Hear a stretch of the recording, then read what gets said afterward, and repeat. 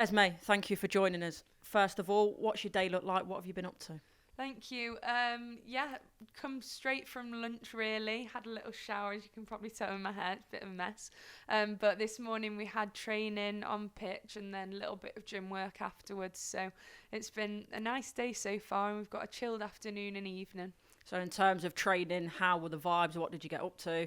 Really good, yeah. Everyone's been in really high spirits. I think especially now that the tournament as a whole has started, it feels really real and exciting. So everyone's been in a really good mood and the level's been fantastic. It's been a lot of fun to be a part of. In terms of the games, did you watch them together last night or? Yeah, people had it on in sort of the relaxation chill lounge yesterday. So especially the second game, the Switzerland game, we all kind of gathered after dinner to watch that, which was a lot of fun, sort of seeing the crowd and the atmosphere that they drew. In terms of, you mentioned sort of the relaxation zone, we've got on social sort of the pictures that obviously the camp have put up about the setup. So, what's the best part about them? I know you like your craft, so is there a craft setup for you? Have you been making bracelets yet? Yeah, there is actually a bracelet station, but to be honest, I've been doing a lot of uni work this camp because I've got an essay that's due soon. So I'm focusing on that, and I'm hoping I can get it cleared up in the next few days so then I can thoroughly enjoy the shared spaces. But I've been doing a bit of basketball in the mornings after breakfast time, so a few of us have kind of been shooting hoops and having little competitions out there. That's been a lot of fun. Who's the best? Who's winning at the moment? Are you keeping score? I did win a competition on the first day, and then we've not really kept score since. So actually, on record so far, it's me, but I'm not going to claim that crown properly. Right. And in terms of your studying, out of interest, what are you studying? What's your degree? I'm doing a degree in sport and exercise science from Manchester Met, and it's fully online, so pretty flexible around what I do. But yeah, got a deadline to hit soon. Busy girl at a Euros and studying a degree. Fair play. So looking ahead to France, obviously that's what your training's geared towards at the moment. As you say, the first game of the tournaments are kicked off, so that must be exciting. In terms of France, one, what are you looking forward to in terms of, getting out and feeling the atmosphere, and what are you expecting from them as a team? Yeah, looking forward to feeling the intensity of a tournament. I think it always just feels different when you hear the anthems and you're aware that it's that level of competition. And in terms of France themselves, they've got such an incredible squad, lots of depth, lots of experience of major tournaments, some really, really dangerous attacking players, both in the forward line and throughout the team. Obviously, their fullbacks like to get on too. So we're expecting sort of fast-paced, high-intensity, direct style, and we'll be prepared for that. And just for you personally, you obviously coming into camp in a mid-season situation, obviously into a major tournament. So, does that feel that something really different? Do you feel actually you're in a better place because you've not had to stop the season and almost start again?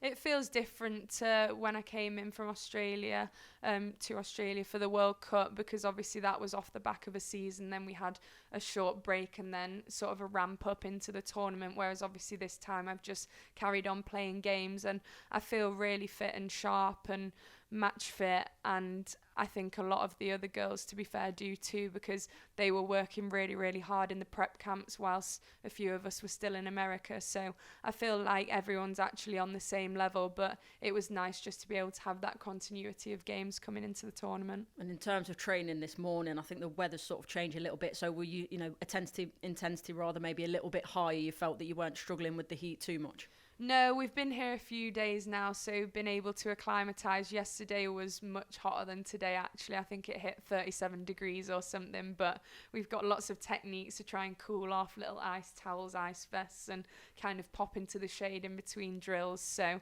I think I'm used to it being in America because it gets pretty hot over there in the summertime, but I think the other girls are adjusting as well. Yeah, and a lot's been said about the heat, not just here, but, in other competitions going on. And in terms of like the drinks break and stuff like that, is that something that you think, obviously with your background, with your degree as well, maybe looking into it a little bit more about, what do you think more drinks breaks might be something that in the future they could look into? Yeah, maybe. I think we all know that when the temperature's hot, you've got to be even more mindful of your hydration and nutrition as well, because you expend a lot more energy when it's hotter too. So we've just been constantly hammering those reminders of needing to refuel, taking your fluids, taking your electrolytes, and just be prepared and sort of get ahead of the game in terms of making sure that you're well hydrated. So going back to the football, you're sort of quite well known, aren't you, now for making celebrations and helping that, the old catwalk. So I wondered, can you give us a sneak peek or give us a bit of intuition into what you might have been talking about with the girls for a celebration? I haven't come up with anything, to be honest. Too busy with the uni work. Yeah, that was really spontaneous. Just literally came up with it in the change room before the game. So if I have a brainwave, then I'll be sure to share it with everyone. But it's not something that was in the works a long time ahead of it. And just, things like that, making bracelets for the squad, for me from the outside, and I'm sure the girls, if I asked them, would say the same. You sound like an unbelievable teammate to have one that's got, a fantastic attitude, and whether it's on or off the pitch, you seem to have such an influence. I just wonder how you take on that role, or if it's just something that's normal to you and that's how you are. Yeah, I think I'm always just completely myself, and it's nice that I'm surrounded by so many great people who make you feel at ease to be able to do that. So I was chatting to Jess Carter this morning, actually, because I was like, morning, Jess. She was like, how are you so happy already? And I said, I think I just wake up with my baseline being a good, 7.5 out of 10. So maybe some other people in the mornings aren't quite as chirpy, but generally I think I'm quite a happy person. So being around so many great friends just allows that to come out. And talking about your friends, you seem to have a great relationship with Aggie Beever-Jones.